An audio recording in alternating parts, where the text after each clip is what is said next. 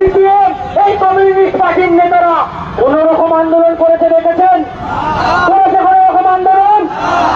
তারপরেও এরা বলে যাচ্ছে সব দোষটাই নাকি হিন্দুদের, সব দোষটাই নাকি আরএসএস করেছে, সব দোষটাই নাকি বিজেপির লোকেরা করেছে। আরে মুর্শিদাবাদ এমন একটা জায়গা যেখানে 80% বাংলাদেশি পাকিস্তানি ভরা, 80%, সেখানে 20% হিন্দু। আমি আপনাদেরকে বলছি, আমি কি এখানে রাজনীতি করতে আসিনি। আপনি এখানে দাঁড়িয়েই দেখুন, যারা আরএসএস করছে তাদেরকে গ্রেপ্তার করার চেষ্টা হচ্ছে, যারা হিন্দু জাগরণ মঞ্চ করছে তাদেরকে অ্যারেস্ট করার চেষ্টা করছে, যারা বিজেপি করছে তাদেরকে অ্যারেস্ট করার চেষ্টা করছে। বলছি এই হুগলি জেলায় 80% হিন্দু আছে এখনো। এই 80% হিন্দুকে যদি হুগলি জেলায় এত অত্যাচার করা হয়, তাহলে এই 20% হিন্দুকে মুর্শিদাবাদে কিভাবে অত্যাচার করা হচ্ছে? মুর্শিদাবাদে তারা আরএসএস করার সাহস পায় কি? তারা বিজেপি করার সাহস পায় কি? পায় না। তবুও তারা বলে যাচ্ছে ওখানে হিন্দুরা যা করেছে, অত্যাচার করেছে, ওখানে আরএসএস এর লোকেরা ঝামেলা লাগিয়েছে, ওখানে বিজেপির লোকেরা ঝামেলা লাগিয়েছে। আসলে হিন্দুদেরকে বোকা বানিয়ে রাখা হচ্ছে।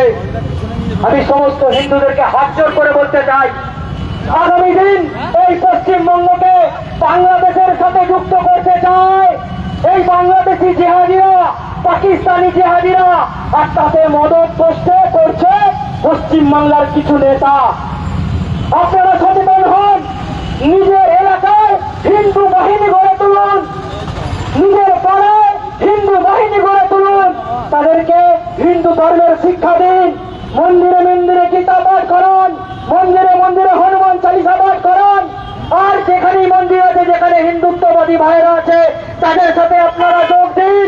একে অপরকে দেখলে রাম রাম বলুন, জয় শ্রীরাম বলুন, রাধে রাধে বলুন, জয় নিতাই বলুন, জয় মা কালী বলুন। তবে আগামী দিনে হিন্দুদের ভবিষ্যৎ সুরক্ষিত হবে। আরেকটা কথা, এই পশ্চিম বাংলার মাটিতে আরো একজন মহান ব্যক্তি গোপাল পাঠাকে চেনেন? চেনেন গোপাল পাঠাকে? যার নাম গোপাল মুখোপাধ্যায়।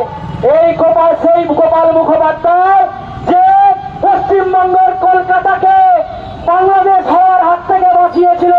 এই গোপাল মুখোপাধ্যায় না থাকলে আজকে বাংলাদেশের সাথে যুক্ত হতো কলকাতা সমেত বহু জেলা। এই গোপাল মুখোপাধ্যায় সেই দিন 1946 সাল 16ই আগস্ট ডাইরেক্ট অ্যাকশন ঘোষণা হয়েছিল, যেখানে আমার হিন্দু মা বোনেদেরকে কুপিয়েছিল, হিন্দু বোনেদেরকে ধর্ষণ করেছিল, তাদের